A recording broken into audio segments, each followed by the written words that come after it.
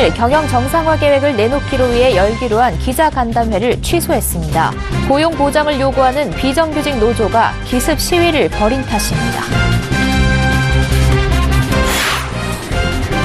보험업계가 인공지능과 블록체인 기술을 활용한 서비스를 잇따라 내놓고 있습니다. 챗봇 로보텔러와 1:1 상담을 받거나 보험금을 자동으로 청구할 수 있습니다. 코스닥 벤처펀드의 증가세가 둔화하고 수익률도 마이너스를 기록하고 있습니다. 바이오주의 급락이 영향을 미친 것으로 보입니다. 보안업체 질환지교 시큐리티가 세계 최대 가상화폐 시장 일본에서 암호화폐를 안전하게 보관하는 하드웨어 콜드 월렛을 선보였습니다.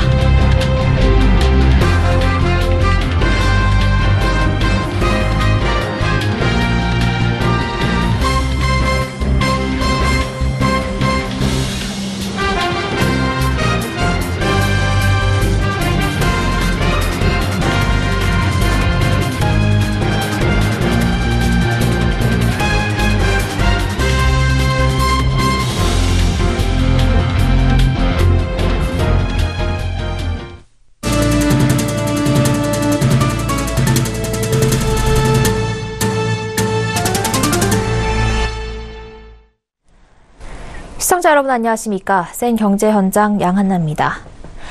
한국GM이 오늘 부평 본사에서 경영 정상화 계획을 설명하는 기자간담회를 열기로 했지만 이 회사 비정규직 노조가 참관을 요구하면서 취소됐습니다.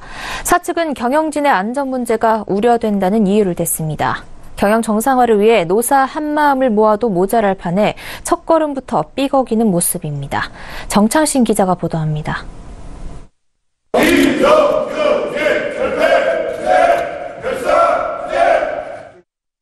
한국GM 비정규직 노조 10여 명이 사측이 주최한 경영정상화 간담회장에 난입해 기습 시위를 벌였습니다. 이날 한국GM 사측은 앞으로 5년간 15종의 신차 출시 계획 등 경영정상화 구체안을 설명하는 기자간담회를 계획했습니다. 비정규직 노조가 구호를 외치는 등 간담회장을 나가지 않자 사측은 결국 이날 간담회를 취소했습니다. 경영정상화 방침에 대해서 자세히 소개해드리는 자리를 마련했습니다만 아무래도 예기치 못했던 소요 사태에 대한 걱정으로 임직원 안전 최우선으로 한다라는 회사 방침에 따라서 오늘 기자회견은 예정대로 열리지는 못하게 됐다는 점. 비정규직 노조는 정규직 전환 등 고용보장 등을 요구하고 있는 상황입니다. 같은 노동자지만 차별받고 있다는 점, 이런 점에 대해서 규탄할 수밖에 없는 부분이고 저희는 그것이 아니라 당연하게 똑같은 공장 안의 노동자로서 정규직 대우, 똑같은 당협의 조항을 적용받는 그런 대우를. 한국GM 근로자는 총 15,000명가량으로 이 중 약 2,000명이 비정규직 근로자입니다. 특히 지난 2월 군산공장 폐쇄 결정을 내린 한국GM은 군산공장 비정규직 노동자 300명가량에 대해 근로계약을 해지한 바 있습니다. 여기에 지난주 정부와 GM이 내놓은 경영 정상화 방안에는 비정규직의 처우에 관한 내용은 빠져 있습니다. 이들이 고용 불안을 우려하는 이유입니다. 하지만 일부에선 당장 새 모델을 내놓고 소비자들의 발길을 되돌리는 등 경영 정상화를 이뤄야 하는 상황에서 노조의 발목 잡히는 상황은 우려스럽다는 분위기입니다. 서울경제TV 정창신입니다. 보험업계에 스마트 바람이 불고 있습니다. 인공지능을 탑재한 챗봇이 고객과 상담하거나 블록체인 기술을 활용해 각종 서비스를 간편하게 제공하고 있습니다. 앵커 리포트입니다. AIA 생명은 이달 인공지능 콜센터 AIA 온을 도입했습니다. 고객과 채팅을 통해 1:1로 상담을 진행하는 챗봇과 마치 사람이 얘기하듯 직접 음성으로 통화하는 로보텔러로 구성돼 있습니다. 현대해상도 지난 3월부터 24시간 챗봇 서비스를 도입해 고객 상황에 맞는 상품 내용과 가입 서류 약관 등을 즉시 제공해줍니다. DB손해보험과 라이나생명 등도 챗봇 서비스를 운영 중입니다. 챗봇은 무엇보다 보험사와 고객 모두의 시간과 비용을 줄이는 데 도움을 준다는 장점이 있습니다. 비용 절감 효과도 얻을 수 있고 소비자의 수요를 계속 실시간으로 데이터를 축적할 수 있기 때문에 그걸 통해서 마케팅 전략을 세우는 데도 데이터 활용에 좋은 영향을 끼칠 수 있다. 교보생명은 작년 말부터 블록체인 기반의 의료보험금 자동 청구 서비스를 시범 운영 중입니다. 기존엔 고객이 병원에 병원비를 내고 받은 증명서를 보험사에 제출하면 보험사가 검토해 보험금을 지급해주는 방식이었습니다. 블록체인 기반의 서비스를 이용할 경우 고객이 진료비를 내면 진료 기록이 곧바로 보험사에 전달됩니다. 고객은 휴대폰으로 전송된 보험금 청구 안내 문자에 확인 버튼만 누르면 계좌로 보험금을 받을 수 있습니다. 디지털 공공장부로 불리는 블록체인은 중앙 집중형 서버 대신 네트워크에 참여하는 모든 사용자가 데이터를 분산 공유하는 기술입니다. 참여자들이 정보를 공유하고 대조해 데이터의 위조나 변조가 불가능하다는 점에서 고객 편의는 물론 정보 보안까지 강화할 수 있습니다. 서울경제TV 양한나입니다. 당국이 지난달 코스닥 시장 활성화를 위해 마련한 코스닥 벤처 펀드의 인기가 사그라지고 있습니다. 총 설정액은 2조 4천억 원을 돌파했는데 설정액 증가세도 크게 둔화했고 수익률도 마이너스를 기록하고 있습니다. 전문가들은 바이오주의 급락으로 코스닥 벤처 펀드의 수익률이 떨어지면서 설정액 증가에도 영향을 미친 것으로 보고 있습니다. 김성훈 기자가 보도합니다. 코스닥 벤처펀드는 지난달 5일 출시 후 약 한 달 만에 총 설정액 2조 4천억 원을 돌파했습니다. 하지만 설정액 증가폭은 눈에 띄게 줄고 있습니다. 코스닥 벤처펀드는 지난달 18일 기준 91.4%에 달하는 주간 증가율을 보였고 25일에는 44.68%를 기록했지만 이달 2일 기준 주간 증가율은 15.14%에 그쳤습니다. 지난 9일 기준 주간 증가율은 한 자릿수대로 떨어진 9.41%였습니다. 이처럼 코스닥 벤처펀드의 설정액 증가세가 저조한 것은 수익률이 떨어졌기 때문입니다. 코스닥 벤처펀드는 벤처기업 신주와 코스닥 기업의 설정액의 50% 이상을 투자해야 합니다. 따라서 운용사들은 수익률을 높이기 위해 코스닥에서 강세를 보인 바이오주를 포트폴리오에 많이 담았습니다. 하지만 최근 삼성바이오로직스의 회계 문제가 불거졌고 금융감독원이 대형 바이오 기업의 회계 처리에 대해 조사하겠다고 나서면서 바이오주 주가는 큰 폭으로 떨어졌습니다. 전문가들은 아직 출시 한 달째이기 때문에 수익률을 논하기에는 어렵다며 하반기 IPO로 풀리는 공모주 물량에 따라 코스닥 벤처펀드의 성과가 달라질 수 있다고 설명했습니다. 코스닥 벤처펀드는 공모주 30%를 우선 배정받을 수 있는데 좋은 공모주 물량을 얼마나 확보하는가에 따라 높은 성과를 올릴 수도 있다는 겁니다. 다만 공모주 물량 자체가 크지 않다는 우려의 목소리도 나옵니다. 청약이 가장 가까운 제노레이의 경우 코스닥 벤처펀드가 우선 배정받을 수 있는 물량은 30%인 18만 583주, 공모가 범위 최상단으로 계산할 때 37억 원 수준입니다. 이는 현재 코스닥 벤처펀드에 설정된 금액 2조 4천억 원 중 0.15%에 불과합니다. 서울경제TV 김성훈입니다. 국내 최대의 암호화폐 거래소 업비트가 검찰 압수수색을 받으면서 관련 시장이 위축되고 있습니다. 하지만 블록체인 기술과 가상화폐는 전 세계적으로 피할 수 없는 흐름이라는 시각이 강합니다. 이에 거래소를 신뢰하지 못하는 투자자들은 개인이 암호화폐를 안전하게 보관하는 콜드월렛에 대한 관심을 높이고 있습니다. 보안업체 질환지교 시큐리티가 세계 최대 가상화폐 시장 일본에서 콜드월렛으로 출사표를 던져 주목됩니다. 도쿄에서 열린 일본 최대 IT 전시회 IT 재팬 위크에서 이보경 기자가 전합니다. 국내 최대 암호화폐 거래소 업비트. 실제 있지도 않은 암호화폐를 팔고 전산장부로만 거래하면서 수수료를 받아 챙겼다는 혐의로 검찰의 압수수색을 받았습니다. 이보다 앞서서는 거래소를 노린 끊이질 않는 해킹 공격에 피해를 본 투자자들이 속출했습니다. 이렇게 거래소의 신뢰성에 금이 가면서 암호화폐를 안전하게 보관하는 방법으로 콜드월렛이 떠오르고 있습니다.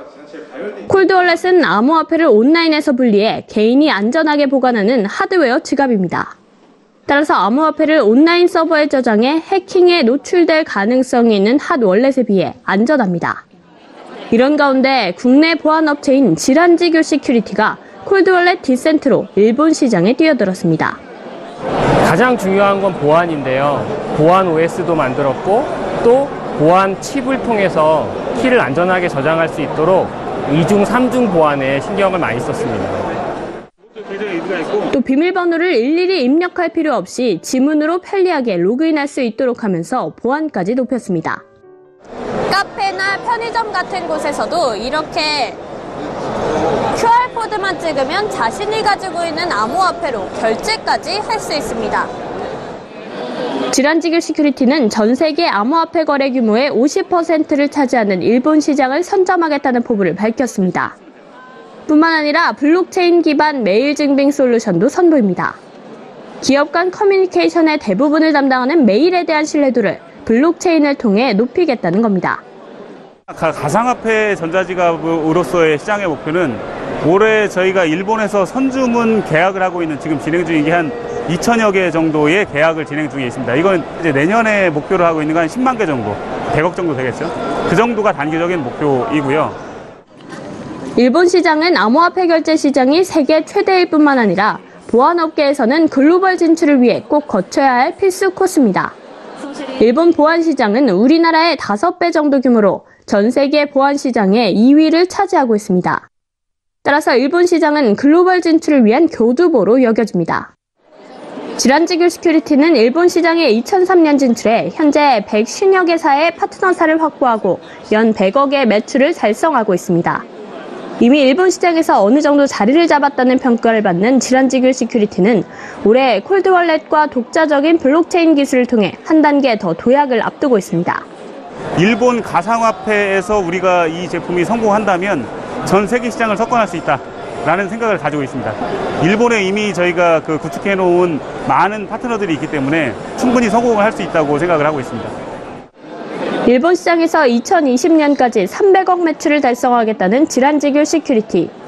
콜드월렛과 블록체인이 글로벌 시장으로 향하는 주춧돌이 될 수 있을지 주목됩니다. 서울경제TV 이보경입니다. 360만 중소기업인의 축제, 중소기업 주간이 오늘 막을 올렸습니다. 올해로 30회를 맞는 중소기업 주간은 중소기업인들의 자긍심을 높이고 그 역할과 중요성을 강조하기 위해 마련된 축제입니다. 올해는 중소기업의 혁신 성장, 대한민국을 새롭게 합니다란 주제로 남북 경협과 지방화, 스마트 공장의 중요성을 강조했습니다. 김혜영 기자입니다. 오늘부터 닷새간 중소기업 주간 행사가 열립니다. 한국 경제의 허리를 담당하는 중소기업의 중요성을 알리는 자리입니다. 중소기업계는 올해를 혁신 성장의 원년으로 삼고 대한민국 경제 도약에 앞장선다는 포부입니다. 지금 우리 경제는 재도약의 전환기에 와 있습니다. 중소기업의 혁신 성장, 대한민국을 새롭게 합니다라는 올해의 주제어처럼 새로운 변화를 모색하는 중소기업인들의 치열한 고민의 시간이 되기도 합니다. 과감한 기업가 정신으로 역경을 극복하고 우리 경제의 버팀목 역할을 담당했던 지난 시절처럼 다시 중소기업인들이 위기를 도약의 기회로 삼아 치열한 경영 혁신을 해야 합니다. 이를 위해서는 남북경협, 지방화, 스마트 공장의 중요성을 강조했습니다. 우선 남북경협 청사진을 제시했습니다.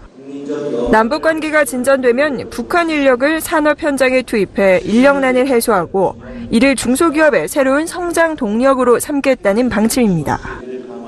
이를 위해 북한 인력의 취업 프로그램을 준비하고 있는데 남쪽은 인력을 얻고 북쪽은 인건비로 경제 활성화를 꾀할 수 있다는 겁니다. 지방화가 밑거름이 될 것이라는 점도 강조했습니다. 수도권 집중화로 지방은 일할 사람과 돈이 부족한 만큼 지역에 뿌리를 두고 성장하는 중소기업을 육성해야 한다는 겁니다. 스마트 공장 도입의 중요성도 역설했습니다. 이를 통해 생산 혁신을 꾀하고 협동조합의 공동구매를 활성화해 구매 혁신을 이루면 중소기업의 경쟁력은 자연스레 높아진다는 겁니다. 남북경협, 지방화, 스마트 공장이라는 세 가지 키워드를 강조한 이번 중소기업 주간 행사에서는 개성공단 기업 상품 특별 판매전, 기부벤처 창업교실 등 다양한 부대 행사도 열립니다. 서울경제TV 김혜영입니다.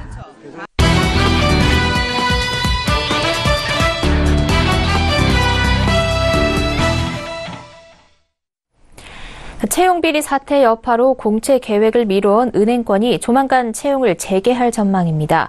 은행권 채용 비리에 대한 금융당국 검사가 어느 정도 일단락된 데다 은행연합회를 중심으로 준비해온 채용 가이드라인도 윤곽이 드러나기 시작했습니다. 여기에 최종구 금융위원장이 신규 채용을 위한 희망퇴직을 독려하고 나서면서 올해의 채용 규모가 대폭 늘어날 것으로 예상되고 있습니다. 스튜디오에 금융증권부 정홍규 기자 나와 있습니다. 정 기자, 은행연합회가 채용비리 사태 이후에 태스크포스 구성해서 마련해온 이 은행권 채용 가이드라인 초안이 나왔다고 하는데요. 어떤 내용들 담겼습니까? 네, 우선 눈에 띄는 부분은 이른바 은행고시인 필기시험의 부활입니다. 가이드라인은 의무가 아닌 권고사항이기 때문에 필기시험을 둘 수 있다는 정도로 규정됐는데요. 하지만 서류 전형에서 점수 조작 등의 정황이 다수 드러난 만큼 사실상 모든 은행이 필기시험을 적극 도입할 것으로 전망됩니다. 자의적으로 판단할 수밖에 없는 서류 전형 대신 필기시험 성적으로 줄을 세우는 것이 은행 입장에서도 의혹받을 위험이 덜한 탓입니다. 이 때문에 앞으로 서류 전형 합격 범위는 대폭 넓어지고 대신 상당 수준의 변별력을 갖춘 필기시험 전형이 지원자들의 1차 당락을 결정짓는 핵심 과정이 될 것으로 보입니다. 또 채용비리의 온상이 된 임직원 추천제를 폐지하는 방안을 공식화했는데요. 시중은행들은 공식적으로 추천 채용의 존재를 부인하고 있지만 최영식 전 금융감독원장이 관련 의혹으로 낙마한 이후 벌어진 금감원 조사에서 일부 정황이 드러난 바 있습니다. 이 밖에 부정청탁 가능성을 차단하기 위해서 서류 전형과 면접의 외부 인사 참여와 블라인드 면접 등도 가이드라인에 담겼습니다. 네, 이 불투명한 채용 과정도 문제인데 부정하게 입행을 한 직원들에 대해서 아무런 조치도 취하지 않았다는 것으로 알고 있는데요. 여기에 대해서 비판의 목소리들 나오는데 이 부정 합격자에 대한 사후 조치 내용이 가이드라인에는 담겼습니까? 네, 국내 은행 중에는 채용 비리가 적발될 경우 해당 직원에 대한 조치를 내부 규정으로 둔 곳은 한 곳도 없습니다. 법원에서 위법을 판단해주지 않는 이상 합격을 취소할 근거가 없는 셈인데요. 이번 가이드라인에는 부정 합격이 밝혀진 은행원들을 면직시키거나 채용을 취소하도록 권고하는 내용이 포함됐습니다. 업계에서는 합격 취소를 요구하는 여론이 지나치다는 시각도 있지만 은행권의 채용비리 근절 의지를 보여주기 위해서 가이드라인에 넣은 것으로 풀이됩니다. 또 부정 합격자로 판정된 경우 합격을 취소할 수 있게 됨에 따라 예비 합격자 풀도 운용하도록 했는데요. 빈자리가 발생한 즉시 예비 합격 풀에서 결혼을 충원할 수 있도록 한 겁니다. 이번 초안은 현재 당국의 자료가 제공돼 의견 조율을 거치는 중이고 다음 달 마지막 월요일 은행연합회 이사회에서 최종안을 확정할 예정인데요. 은행연합회 관계자는 이사회 의결 때까지 세부 내용을 계속 수정하게 될 것이라면서 협의 과정에서 모범 기준이 더 강화될 수도 있다고 전했습니다. 네, 이렇게 가이드라인이 윤곽을 드러낸 만큼 은행들이 그동안 밀어놨던 채용에 다시 나서게 될 텐데요. 닫혀있던 채용문이 얼마나 열릴까요? 네, 올 상반기에는 채용비리 여파 탓에 4대 시중은행 중에서 우리은행만 공채를 진행했습니다. 우리은행이 시중은행 중에서 유일한 취업 기회가 되다 보니 200명 모집에 2만여 명이 몰리면서 100대1 수준의 경쟁률을 기록했는데요. 다행히 하반기에는 은행권 공채가 재개될 예정이어서 구직자들의 갈증이 해소될 것으로 전망됩니다. 우선 우리은행은 이번에 상반기까지 포함해서 올해 750명을 공채하겠다고 밝혔는데요. 계획대로라면 하반기에만 550명을 더 뽑게 됩니다. 또 신한은행이 조만간 상반기 채용 공고를 낼 예정인데요. 신한은행 측에서 인원을 확정해서 알리진 않았지만 올해 상하반기를 합해서 우리은행과 비슷한 750명 정도를 채용할 것으로 예상됩니다. 이 밖에 국민은행과 하나은행도 지난해보다 올해 채용 규모를 더 늘리는 방안을 검토하고 있는데요. 지난해 국민은행이 500명, 하나은행이 250명의 신입 회원을 뽑았던 만큼 올해 두 은행을 합한 신규 채용 규모는 적어도 800명 안팎이 될 것으로 전망됩니다. 이렇게 되면 올해 4대 시중은행의 채용 규모는 지난해보다 400명 넘게 늘어난 2,300명에 달하게 됩니다. 네, 채용 비리와는 별개로 요즘 금융 환경이 핀테크 등 이런 것들을 변화를 하다 보니까 인원을 감축하고 점포를 축소를 하는 게 은행권의 또 새로운 과제로 떠오르고 있는데 이번 채용 비리 사태 극복하는 과정에서 채용 인원이 더 확대가 됐지 않습니까? 네. 이를 어떻게 해석할 수 있을까요? 네, 최종구 금융위원장이 최근 은행들을 향해서 희망퇴직을 더 적극적으로 하라면서 대신 청년 고용을 확대하라고 압박한 점이 큰 영향을 미친 것으로 보입니다. 최 위원장은 최근 기자간담회에서 은행들이 여론 때문에 직원들에게 퇴직금을 많이 주지 못하고 있다면서 눈치 주지 않고 퇴직금을 올려주는 것도 권장할 계획이라고 말했습니다. 이어 퇴직금 많이 줘서 10명이 퇴직하면 7명의 젊은 사람을 채용할 수 있다면서 희망퇴직을 잘하는 은행에 인센티브를 주는 방안도 검토하겠다고 밝혔습니다. 이 발언은 신입 직원을 뽑기 위해 기존 직원은 내보내야 한다는 식이어서 은행 일자리를 제로섬 게임으로 만들었다는 등 논란거리가 되기도 했는데요. 희망퇴직보다는 청년 채용에 방점을 둔 발언이었다는 것이 금융위의 설명입니다. 금융위 관계자는 최 위원장이 고려 중이라는 인센티브와 관련해서도 희망퇴직에 직접 인센티브를 주는 것은 아니고 희망퇴직으로 청년 고용을 활성화하고 많이 뽑는 것에 대해 인센티브를 주는 방향이 될 것이라고 말했습니다. 네, 하반기 은행권의 채용 전망에 대해 금융증권부 정홍규 기자와 이야기 나눠봤습니다. 고맙습니다. 네, 감사합니다.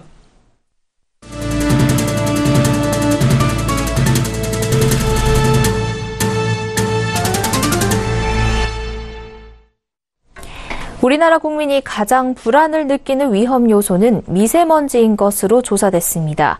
대기 오염과 더불어 저성장과 고령화가 뒤를 이었고 수질 오염과 북핵도 국민의 불안을 안기는 대표적인 요인으로 꼽혔습니다. 한국보건사회연구원의 사회통합실태진단 및 대응 방안 연구 보고서에 따르면 지난해 성인 약 4,000명을 대상으로 각종 위험에 대한 불안 수준을 측정한 결과 가장 높은 항목은 미세먼지 등과 같은 대기 오염으로 드러났습니다. 보고서는 환경 문제에 불안이 높아진 이유에 대해 지난해 초부터 미세먼지 증가 현상과 이를 둘러싼 오염원 논쟁이 확대되면서 대중의 인식이 부각된 결과라면서 생태 환경과 관련 우리 국민은 자연재해보다는 환경 문제를 좀 더 일상에 가까운 사안으로 판단하고 있다고 설명했습니다. 이 불안을 영역별로 크게 나눠보면 환경 관련 위험에 대한 불안이 가장 컸고 경제 생활 불안, 건강 불안 등 순으로 불안 점수가 높게 나타났습니다. 문재인 대통령은 불법으로 재산을 해외에 도피 은닉해 세금을 면탈하는 건 우리 사회 공정과 정의를 해치는 대표적 반사회 행위이므로 반드시 근절해야 한다고 말했습니다. 문 대통령은 청와대에서 열린 수석 보좌관 회의에서 적폐청산 일환으로 검찰이 하는 부정부패 사건과 관련 범죄 수익 재산이 해외에 은닉돼 있다면 반드시 찾아내 모두 환수해야 할 것이라며 이같이 밝혔습니다. 국세청은 지난 2일 부정한 방법으로 해외 소득 신고를 누락하거나 재산을 은닉한 역외탈세 혐의자 39명을 대상으로 세무조사를 시작했다고 발표한 바 있습니다. 세무조사 대상엔 대기업 사주와 저명한 인사도 일부 포함된 것으로 알려졌습니다. 여기에 최근 세관당국 조사에서 조양호 한진그룹 회장의 5년간 해외 신용카드 사용액이 0원인 사실이 드러나 자금 추적을 피하려 한 것 아니냐는 의혹까지 더해지자 문 대통령이 사회 지도층의 불법 행위를 근절하겠다는 뜻을 밝힌 것으로 풀이됩니다. 앞으로 빚이 많은 기업 집단인 주채무 계열의 재무 구조를 평가할 때 재무정보 외에 경영진의 도덕적 일탈 등 회사의 사회적 평판도 반영하기로 했습니다. 금융감독원과 은행연합회는 2018년 주채무 계열 31곳을 발표하며 이들의 재무 구조 평가 방법을 이같이 바꾼다고 밝혔습니다. 최근 대한항공 총수 일가의 갑질 논란이나 LG그룹 사주 일가의 탈세 혐의 등 이른바 오너리스크가 실제 기업 평판을 저하하거나 기업 활동을 위축시킨 점을 고려한 겁니다. 주채무 계열로 지정된 기업은 정기적으로 주채권 은행으로부터 재무구조 평가를 받게 됩니다. 평가 결과가 미흡하면 해당 주채권 은행과 재무구조 개선 약정을 체결하고 정기적으로 자구계획 이행을 점검받아야 신규 대출이나 채권 상환 연장 등을 받을 수 있습니다. 경남 고성과 충북 보은, 강원 영월에 드론 전용 비행시험장이 건립됩니다.